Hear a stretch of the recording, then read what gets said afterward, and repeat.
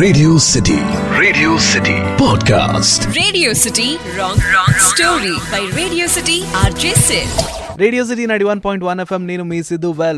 Welcome to yet another episode of radio city wrong story. అటు Hollywood, Bollywood, Kollywood, Tollywood ఏ వుడ్ని differentiate చేయకుండా అన్ని వుడ్ల సినిమాల స్టోరీలను తీసుకుని వాటికి క్రేజీ ట్విస్ట్లు ఇస్తూ నీకు ఎండ్లెస్ ఎంటర్టైన్మెంట్ ఇచ్చడం నా పని. ఈ రోజు మనం మాట్లాడుతున్నది కోయి మిల్ గ్యాస్ సినిమా గురించి. Yes, absolutely. మనం చిన్నగా ఉన్నప్పుడు బ్లాక్ అండ్ వైట్ టీవీల నుంచి అప్పుడప్పుడే కలర్లోకి వస్తున్నప్పుడు మన లైఫ్లోకి కలర్లు నింపిన ఒక క్యారెక్టర్ జాదూ. అట్లాంటి ఒక ఏలియన్ అంటే ఇట్లుంటదేమో అని ఇమేజ్ ఇచ్చిన సినిమా గురించి మాట్లాడుకుంటున్నాం. ఇక తెరతి స్టోర్లోకి అడుగు పెడితే డాక్టర్ వసీకరణ్ లాంటి సైంటిస్ట్ మెహ్రా ఒక కంప్యూటర్ని అయితే కనిపెడతాడు.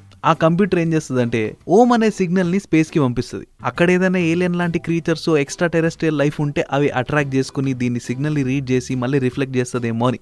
ఇంకేందైనాకి రిటర్న్ సిగ్నల్ వచ్చింది అనుకునే టైంకి ఎంటైర్ సైంటిస్ట్ కమ్యూనిటీ అంతా తనని హ్యూమిలియేట్ చేస్తుంది. అరే, పంజాగుట్ట సిగ్నల్ ఎవడో ఆరని కొడితే దీన్ని ఏలియన్ సిగ్నల్ అనుకుంటున్నారా?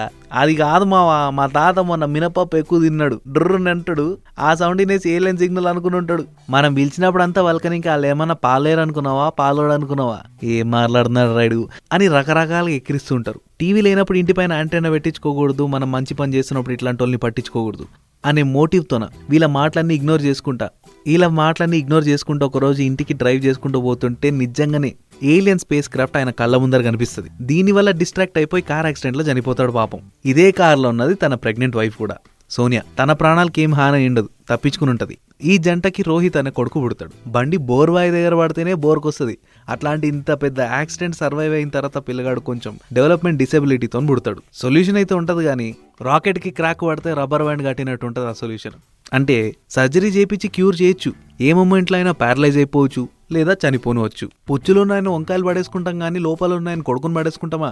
నా కొడుకు ఎట్లుంటే అట్లే రిస్క్ తీసుకుంటా, నా కొడుకుని కాపాడుకుంటా అని అట్లనే రేజ్ చేస్తుంది. కసోలీలోని ఒక చిన్న స్మాల్ టౌన్ లో బతుకుతుంటారు వీళ్ళు. కొన్ని సంవత్సరాల తర్వాత యంగ్ మ్యాన్ అవుతాడు రోహిత్. బాడీ పెరుగుతుంది కానీ బ్రెయిన్ అక్కడే ఉంటుంది. ఎల్లుండొస్తా పక్కా అను, ఎల్లుండొస్తా పక్కా, మీ తాతకేమో తిక్క, ఇట్లాంటి ప్రాక్టికల్ జోక్స్ చేసుకుంటా చైల్డిష్ గా బిహేవ్ చేస్తున్నాడు. కాబట్టి ఊర్లో కొత్తగా వచ్చిన నిషా మల్హోత్రాకి మనోడా అంటే అస్సలు నచ్చదు. చిచే అన్నట్టుంటది. మెల్లిమెల్లిగా నిషా తను చేసిన తప్పుని తెలుసుకుంటుంది.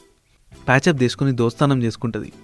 ఇందాక చెప్పినా కదా, బ్రెయిన్ పెరిగింది కానీ నీకు ఇంకా కొరతనం పోలేదేహే అనే స్టేజ్లోనే ఉన్నాడు కదా రోహిత్. నిషాన్ పిలుచుకుని వాళ్ళ నాన్న పాత రూమ్కి వెళ్ళి అక్కడున్న ఒక పాత కంప్యూటర్ ఆపరేట్ చేస్తుంటే బై మిస్టేక్ ఏదైతే అప్పటి కాలంలో సంజయ్ ఏలియన్స్కి సిగ్నల్ పంపించినాడో అదే కంప్యూటర్ని ఆపరేట్ చేస్తూ ఒక సిగ్నల్ని అయితే పంపించేస్తాడు. నిజంగానే ఒక స్పేస్ క్రాఫ్ట్ భూమిలోకి దిగేస్తుంది. ఇదేందే గుడివాడకి వెళ్లాల్సింది సూర్యాపేటకు వచ్చేసినామేందని కన్ఫ్యూజ్ అయిపోయి వాళ్ళు రిటర్న్ వెళ్తూ వాళ్ళ గ్రూప్ మెంబర్ అయిన ఒక ఏలియన్ ఇక్కడ వదిలేసిపోతారు. ఏలియన్ని చూసి అటకాయించుకోవాలి కానీ వీళ్ళు మాత్రం విచిత్రంగా ఆ ఏలియన్తోనే దోస్తానం చేసి వానికి నామకరణం చేసి బొట్టు పెట్టి దండేసి తొట్లలేసి ఊపేసి జాదు అనే పేరు పెడతారు. మన మమ్మీల పవర్లు చెప్పులు, పొరక, అట్లకర్ర వీటిలలో దాగున్నట్టు ఈ ఏలియన్కున్న సూపర్ పవర్స్ అన్ని సన్లైట్లో ఉంటాయి.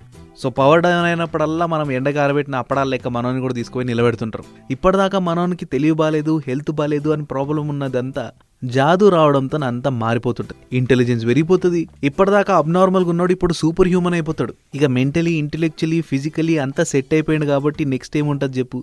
ప్రేమ, పెళ్లి, డ్యూయెట్లు, పాటలు, ఆ కథ వేరే ఉంటుంది అనుకో. రోహిత్ నిషాకు ప్రపోజ్ చేస్తాడు. నిషా తన ప్రపోజల్ యాక్సెప్ట్ చేసుకోగానే ఒక సాడ్ న్యూస్ తెలుస్తుంది. వీళ్ళిద్దరూ ప్రేమ పావురాల్లాగా మునిగి తేలుతుంటే పోలీసులకి ఇట్లాంటి ఒక ఏలియన్ ఒకడు ఊర్లో తిరుగుతున్నాడు, వాని పట్టుకుంటే సైంటిస్టులు గట్టి రొక్కం ఇస్తారని తెలుసుకుని ఆ ఏలియన్ని తీసుకుపోయి జైలు వేస్తారు. మనోనికి అక్కడ ఎండ తగలకపోయా, సూపర్ పవర్స్ లేకపోయా. ఇంతలో ఇంకొక పెద్ద ప్రాబ్లం వస్తుంది. నిషాకు ఒక కజిన్ అక్కుంటది సౌత్ ఇండియాలో. తన పేరే సనా. సనా అంటే ఎవరో అనుకున్నామేమో, doctor Vaseegaran girl friend. Simultaneous గా అక్కడ చిట్టి రోబో ఉండడం, ఆ చిట్టి రోబో కాస్త సనా ప్రేమలో పడిపోయి వసీకరణ్కి అగేన్స్ట్ అయిపోవడం, దీంతో డాక్టర్ బోరా నెత్తిలో రెడ్ చిప్ ఎక్కిచ్చేయడం, ఊరినంతా డిస్ట్రాయ్ చేయడం, సనాని కిడ్నాప్ చేయడం, ఇవన్నీ అయిపోయింటాయి. విషయం అట్లా పాకుతూ నిషా వరకు తెలుస్తుంది. ఇప్పుడు సనాని కాపాడే బాధ్యత నిషా చేతికొస్తుంది. మనం ఆల్రెడీ రేడియో సిటీ రాంగ్ స్టోరీలో ఉన్నాం, నువ్వు గమనిస్తున్నావో లేదో. నిషా రోహిత్ నిలబడుగుతుంది. రోహిత్ బుర్ర వాడతాడు. ఇప్పుడు జాదుగాడు బయటికి రావాలి, ఈ ప్రాబ్లం నుంచి బయటికి పెట్టాలి. జాదుగానికేమో సూపర్ పవర్స్ ఉన్నాయి కానీ వాడు జైల్లో ఉన్నాడు. మనకా సూపర్ పవర్స్ లేకపోయా ప్రస్తుతానికి. ఏం చేద్దాం చెప్పమా అని మళ్ళా వాళ్ళ నాయన కంప్యూటర్ వాడేసి ఒక ఏలియన్ దగ్గర సూపర్ పవర్స్ ఉన్నాయని, అది భూమి మీద ఆల్రెడీ మిస్ అయిపోయిందని, కసోల్లో ఒక చిన్న టౌన్లో ఉందని, దాన్ని గనక ఎండకు ఎక్స్పోజ్ చేస్తే దాని సూపర్ పవర్స్ మనం గ్రాప్ చేసుకోవచ్చని ఈ సిగ్నల్గా పంపిస్తాడు. అది ఏలియన్స్కి చేరిందో లేదో, అది చేరే ముందే చిట్టి రోబో దాకా చేరుతుంది. ఇంకేముంది, అమాంతరం కసాలకు జంప్ అయిపోతాడు. వచ్చి ఆ ఎక్స్ట్రా పవర్ కోసం ఆశపడి పోలీసు వాళ్ళందరినీ సైడ్ చేసి జైల్లో నుంచి జాదుని విడుదల చేసి ఎండకు నిలబెట్టంగానే జాదుకి సూపర్ పవర్స్ వచ్చేస్తాయి.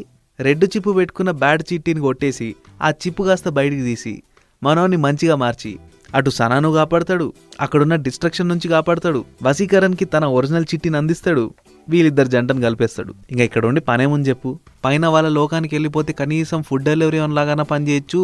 ఈడుంటే ఈ హ్యూమన్స్ ముక్కుతోన బలూనూపు, బ్రేక్ కొట్టకుండా బండాపు, ఉడకబోస్తుంది గాలూపు, కరెంటు మీద నిన్ను ఎత్తినున్న లైట్ చూపు అని రకరకాలుగా వాడేసుకుంటున్నారని ఇరిటేట్ అయిపోయి వీళ్ళందరికీ గుడ్ బై చెప్పేసి వెళ్ళిపోతాడు. ఇది రేడియో సిటీ రాంగ్ స్టోరీ. మళ్ళా రేపు ఇంకొక క్రేజీ స్టోరీతో నీ ముందుకు వస్తా. అప్పటిదాకా stay tuned. Radio City Podcast. Radio City Wrong Story by Radio City RJ Sid.